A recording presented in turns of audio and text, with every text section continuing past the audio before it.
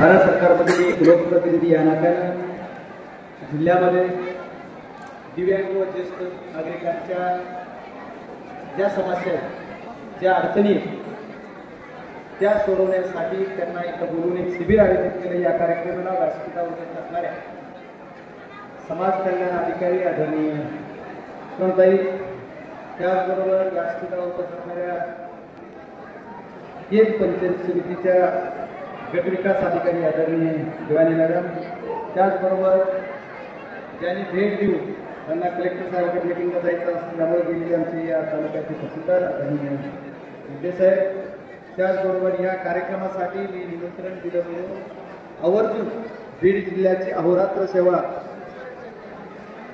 ज्यांनी केली असे आमचे आदरणीय डॉक्टर थोरात साहेब, तालुक्याचे अधिकारी तालुका आरोग्य अधिकारी आदरणीय गवळी साहेब, गट शिक्षण अधिकारी आदरणीय बिरसकरजी, त्याचबरोबर व्यासपीठावर असणारे केज पंचायत समितीचे माजी सभापती आमचे स्नेही आदरणीय ज्ञानेश्वर चौरे, व्यासपीठावर असणारे राष्ट्रवादी काँग्रेसचे तालुक्याचे अध्यक्ष आदरणीय सुनीलरावजी जाधव, पंचायत समितीचे सदस्य आदरणीय पिंटू डोंगरे, चौधरी, केज नगरपंचायतचे सर्व नगरसेवक, व्यासपीठावर असणारे सर्व कार्यकर्ते नाव घेतले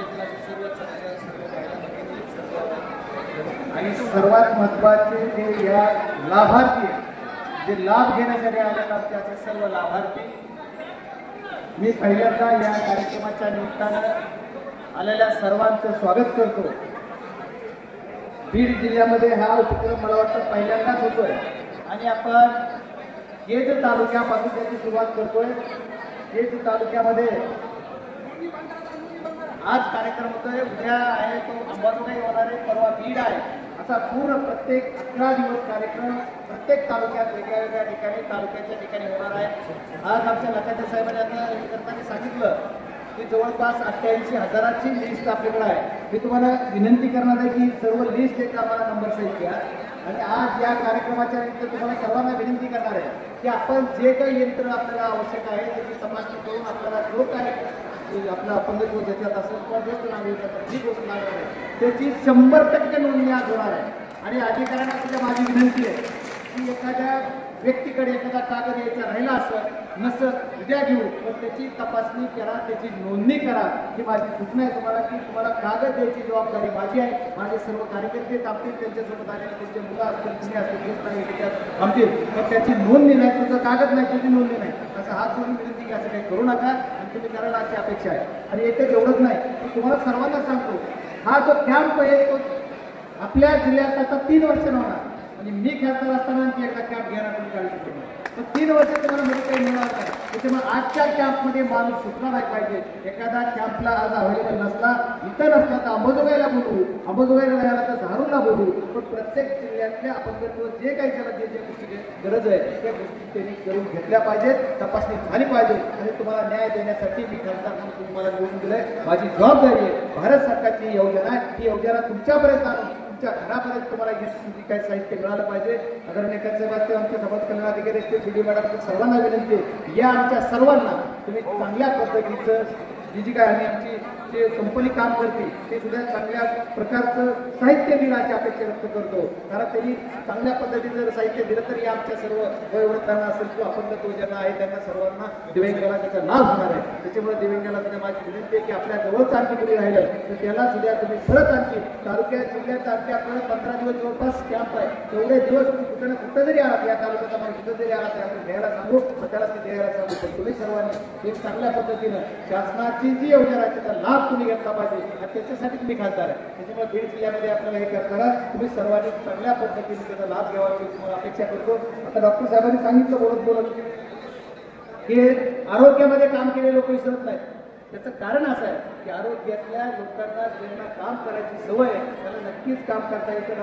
मी तुम्हाला सांगतो की बीड जिल्ह्यामध्ये आरोग्याचे जे काही आम्हाला PM योजनेअंतर्गत जे काही पैसे मिळतात ते सर्वाधिक पैसे महाराष्ट्रामध्ये वाटायचे काम आले गेले, आमचे तर 100% वाटले, म्हणजे मला जेवढं काय बजेट आहे तेवढं तर वाटलंच, पण आणखी 5-10 खासदारांनी पैसे नाही घेतले, राज्य सरकारने नाही त्याचं घेऊन सुद्धा वाटायचं काम केलं. त्याच्यामुळं 3 लाख रुपये ज्यांना किडनीचा आजार असेल किंवा दुसरं कुठलाही हृदयविकाराचा असेल, ज्या बऱ्याच काही त्याची लिस्ट आहे, त्या लिस्टबरोबर जे कुठे आजार असतील त्याच्यासाठी 3 लाखापर्यंतची मदत भारत सरकारच्या वतीनं माझ्या कोट्यातून मिळतील. त्याच्यामुळे तुम्ही कधी सुद्धा असेल, आता प्रत्येकाचं म्हणणं तुम्ही पत्र द्या, ज्याला सिरियस आहे तर मी म्हणतो तुम्ही मला प्रस्ताव द्या. तुमचं जर सिरियस आहे तर मला प्रॉब्लेम झाला, आमच्या पोरांनी पत्र आले की सगळ्याला पत्र.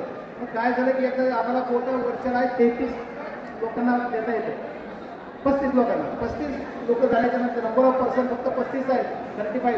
त्याच्यामुळे त्याला किती मदत तर मॅक्झिमम 3 लाख. तशी 3 लाख एवढी मदत दुसऱ्या कुठल्याही मिळत नाही. 1 लाखाच्या वर मुख्यमंत्री सहायता निधीमध्ये मिळत नाही. त्याच्यातून सुद्धा पण एका व्यक्तीला मी डबल टिबल दिला, सीएम मधून दिला, सीएम मधून दिला आणि ट्रस्टची करून द्यायला लावला. एवढंच ते आमचं काम करणार राम गवळी खूप चांगलं काम करतोय.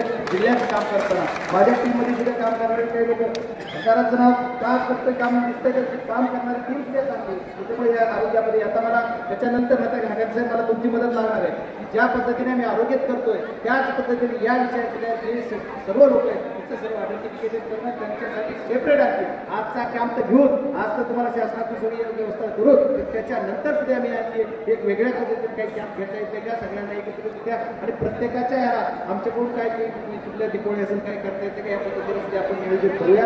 तुमच्या सर्वांच्या सोबत मी आहे. मला एकच सांगतो की तुमचं आयुष्य तुम्हाला सर्वसाधारण माणसासाठी तुम्हाला जगता यावा याच्यासाठीच काम केलं पाहिजे. याच्यासाठी भारत सरकारची योजना आहे. त्याचा भारत सरकारचा प्रतिनिधी म्हणून माझी जबाबदारी माझ्या बीड जिल्ह्यातल्या प्रत्येकाला अपंगत्व ज्यांना आहे किंवा ज्यांना दिव्यांग असेल जी किंवा एखादा ज्येष्ठ नागरिक असेल त्याला ज्या शासनाच्या पद्धतीने जे देता येतं ते दिलं पाहिजे. याच्यासाठी हा कॅम्प आहे आणि मी आयोजकांचा सुद्धा खरोखर आभार मानणार आहे, कौतुक करणार आहे. एवढा मोठा कॅम्प याच्या अगोदर मला वाटतं जिल्ह्यात सुद्धा झाला नाही. दादा तुम्ही तर मला आणखी सांगितलं होतं की तुम्ही मला काय करायचं विकल्प 40 लाख रुपये दे, आपण खासदार फंड 40 लाख रुपये दे, जिल्ह्याच्या आरोग्य योजनाची सक्षम करायची त्याच्यासाठी 40 लाख रुपये मला गाडी घ्यायची त्याच्यासाठी दे असं मला दादाने सांगितलं होतं. आम्ही देणारही होतो.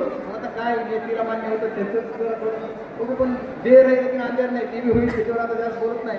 पण ठीक आहे, या गोष्टी करत असताना आरोग्याचं काम करण्याची किती तळमळ आहे, प्रत्येकाची जबाबदारी असली पाहिजे.